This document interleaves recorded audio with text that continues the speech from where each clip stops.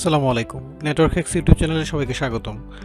আমরা আমাদের আজকের ভিডিওতে আলোচনা করব সিসকো CLI নিয়ে। CLI হচ্ছে কমান্ড লাইন ইন্টারফেস। এটা এক ধরনের ইউজার ইন্টারফেস। ইউজার ইন্টারফেস হচ্ছে it describes the way a human interacts with the machine. মানে মেশিনের সাথে মানুষ যেভাবে কমিউনিকেশনটা করে, makes the exchange between human and machine possible. মানুষ যে কমান্ডগুলো বা যা করতে চায় সেটা যদি ইনস্ট্রাকশন আকারে দেয়, ইউজার ইন্টারফেসে সেটা দেয়, আর ইউজার ইন্টারফেস থেকে সেটা ব্যাকএন্ডে প্রসেস হয়ে সেটা মেশিন সেটা বুঝে থাকে। তো যেমন আমরা যদি ঘরে একটা লাইট জ্বালাতে যাই, তাহলে আমরা এরকম সুইচ দেখি, সুইচে যদি আমরা অন করি লাইটটা জ্বলে, আবার অফ করে দিলে লাইটটা অফ হয়ে যায়। এটা এক ধরনের ইন্টারফেস, ইউজার ইন্টারফেস। এরকম কম্পিউটিং সিস্টেমে বিভিন্ন ধরনের ইউজার ইন্টারফেস ইউজ হয়ে থাকে। যেমন একটা হচ্ছে কমান্ড লাইন ইন্টারফেস।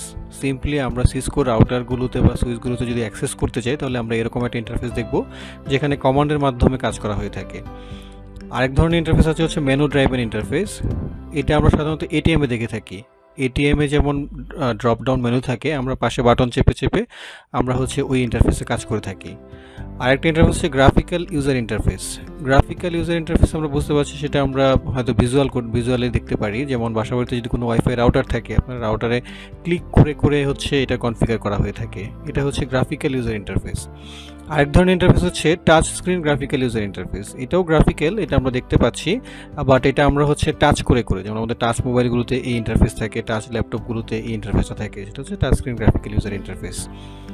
তো আমরা আলোচনা করব আজকে কমান্ড লাইন ইন্টারফেস নিয়ে, যেটা হচ্ছে সিসকোর রাউটারগুলোতে বা সুইচগুলোতে, সিসকোর ডিভাইসগুলোতে এই ইন্টারফেসটা ইউজ হয়ে থাকে। কিছু কিছু ডিভাইসে সিসকোর গ্রাফিক্যাল ইউজার ইন্টারফেস সাপোর্ট করে, যেমন ফায়ারওয়ালগুলো বা অ্যাক্সেস কন্ট্রোলারগুলো। সো আমরা গ্রাফিক্যাল ইউজার ইন্টারফেসের থেকে আমরা সব থেকে বেশি কাজ করে থাকবো হচ্ছে এই কমান্ড লাইন ইন্টারফেসে। সো আমরা এই বিষয়টা নিয়ে আমরা আজকে আলোচনাটা করছি। Command line interface requires users to type appropriate instruction into the command line. এই লাইনে কমান্ড লাইনে কাজ করতে গেলে ইউজারকে অ্যাপ্রোপ্রিয়েট ইনস্ট্রাকশনটা দিতে হবে। তার মানে হচ্ছে কিছু কমান্ড ফিক্স করা আছে, সেই কমান্ডগুলো এই ইন্টারফেসে দিলে কাজ করবে। এটা কিছু অ্যাডভান্টেজ আছে। এই কমান্ড লাইন ইন্টারফেস অন্য ইন্টারফেসগুলো থেকে সিম্পল স্ট্রাকচার থাকে, আর এটাতে মিনিমাল মেমোরি ইউজেস হয়। এটা যে কারণে স্লো কম্পিউটার থাকলে বা মেমোরি স্লো আছে, কম আছে, ওইসব কম্পিউটারগুলোতে এই ইন্টারফেসে খুব সহজেই কাজ করা যায়। An expert CLI user can give commands and perform tasks much faster than when using an alternative UI type. মানে অন্যান্য ইউজার ইন্টারফেস থেকে যারা এক্সপার্ট, তারা এই ইন্টারফেসে খুব দ্রুত কাজ করতে পারে। আর এই CLI এর কিছু ডিসঅ্যাডভান্টেজ আছে, সেটা হচ্ছে difficult to learn command language. মানে এখানে যে কমান্ড ল্যাঙ্গুয়েজগুলো ইউজ হয়ে থাকে, এগুলো একটু ডিফিকাল্ট, মানে শিখতে গেলে হয়তো একটু সময় লাগতে পারে। আর যারা একদমই নতুন, তাদের জন্য এটা কমপ্লেক্স মনে হয়ে থাকে। তো আমরা সিসকোর ডিভাইসে কীভাবে অ্যাক্সেস করতে পারি? সিসকোর বিভিন্ন ধরনের ডিভাইস আছে, router, switch, firewall, access points. So এই ডিভাইসগুলোতে যদি আমরা অ্যাক্সেস করতে চাই, ডিভাইসগুলোতে আমাদের CLI-তে যদি আমরা কমান্ড লাইন ইন্টারফেসে যদি অ্যাক্সেস করতে চাই, কারণ ওখানে আমরা কনফিগার করতে চাইবো, কনফিগার করতে চাইলে আমাদেরকে কমান্ড লাইন ইন্টারফেসে ঢুকতে হবে।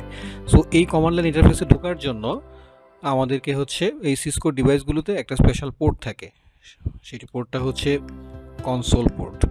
মানে একদম ইনিশিয়ালি যখন আপনি কোনো ডিভাইসে ঢুকতে চাইবেন, তখন আসলে এখানে আপনি ফিজিক্যালি ঢুকতে পারছেন কনসোল পোর্ট দিয়ে, আবার লজিক্যালি কিছু ভার্চুয়াল কিছু টার্মিনাল, যেমন টেলনেট SSH করেও সেই CLI ঢোকা যায়। সেটা আমরা পরবর্তীতে দেখব, কিন্তু এখন একদম ইনিশিয়াল নতুন একটা রাউটার, এখানে কোনো কিছুই করা নেই। সো ওইখানে আমাদেরকে ঢুকতে হলে আমাদেরকে এই কনসোল পোর্ট দিয়ে ঢুকতে হবে। সো ডিভাইসগুলোতে ফিজিক্যালি এইরকম কনসোল একটা সেকশন থাকে, সেখানে এই সাধারণত এই ব্লু কালার দিয়ে এটা মার্ক করা থাকে, কনসোল লেখা থাকে। সো এখানে আমরা দুই ধরনের পোর্ট দেখতে পাচ্ছি, একটা হচ্ছে RJ45 পোর্ট, আরেকটা পোর্ট হচ্ছে মিনি টাইপ বি। এই পোর্টটা আছে, এই দুইটা পোর্ট দিয়ে আসলে কনসোলের কাজটা হয়ে থাকে। তো এই পোর্টে আসলে আমরা কম্পিউটার কানেক্ট করব। কম্পিউটার কানেক্ট করতে গেলে আমাদের স্পেশাল একটা কেবল দরকার। সেই কেবলটা হচ্ছে কনসোল কেবল।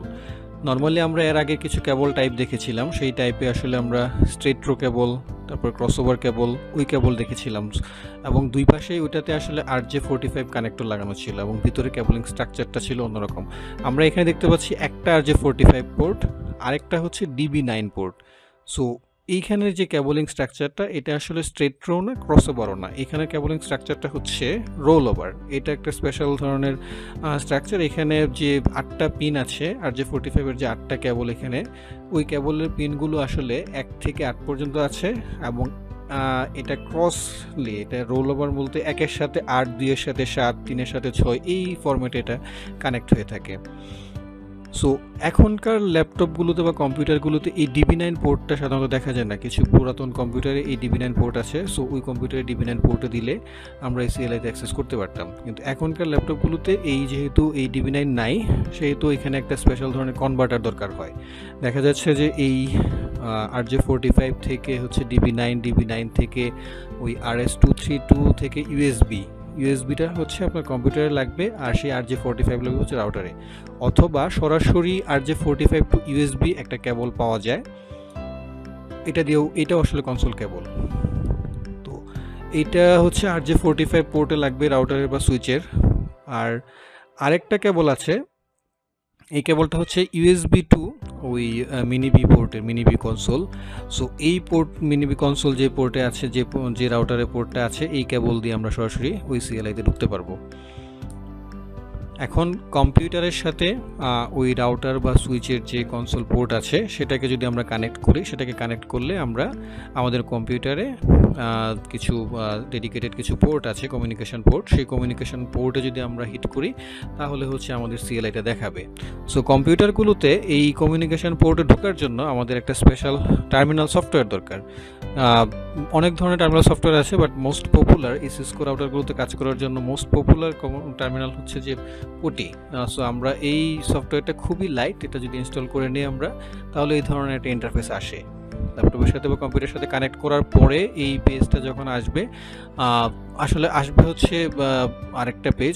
তো আমরা এই কনফিগারেশনটা আসলে ওইখানে করতে হয়, যেমন সিরিয়ালে এটা বাই ডিফল্ট যখন সিসকো রাউটারের সাথে বা সুইচের সাথে কানেক্ট করা হয়, বাই ডিফল্ট এই কনফিগারেশনটা এখানে থাকে। Serial line to connect to এখানে কমিউনিকেশন পোর্ট আমরা পরবর্তীতে যখন আমরা ফিজিক্যালি করব, আমরা সেই ভিডিওতে দেখব কিভাবে এই পোর্টটা পাবো। এরপরে কিছু বেসিক কনফিগারেশন যেমন speed, data bit, stop bit, parity, flow control, এইগুলো বাই ডিফল্ট এই সিসকোর বাই ডিফল্ট এই কনফিগারেশনটা লাগে। সো এইটা আমরা কনফিগার করার পরে এইটা হচ্ছে আমাদের মেইন পেজটা। এখানে কমিউনিকেশন পোর্ট যে পোর্টটাতে কানেক্ট হয় সেই পোর্টের নাম্বারটা যদি আমরা মার্ক করে আমরা এখানে সিরিয়ালটাকে যদি আমরা টাইপ করি, মানে ক্লিক করে ওপেন করলে আমাদেরকে সেই সিসকো কমান্ড লাইন ইন্টারফেসে নিয়ে যাবে। সো আমাদের আজকের ভিডিও এই পর্যন্তই। আমরা আমাদের পরবর্তী ভিডিওতে আমরা হচ্ছে একটা ফিজিক্যাল ডিভাইসে, রিয়েল ডিভাইসে আমরা কনসোল পোর্ট কানেক্ট করে আমরা দেখব কিভাবে কানেক্ট CLI-তে ঢুকি। আর আবার আমরা যেহেতু প্যাকেট ট্রেসারে আমাদের এই কোর্সে আমরা প্র্যাকটিস করব, সো প্যাকেট ট্রেসারে কীভাবে আমরা এটাতে কানেক্ট করতে পারি সেটাও আমরা দেখব। তো এই পর্যন্তই, আমাদের পরবর্তী ভিডিওটা আশা করি দেখবেন। ধন্যবাদ সবাইকে।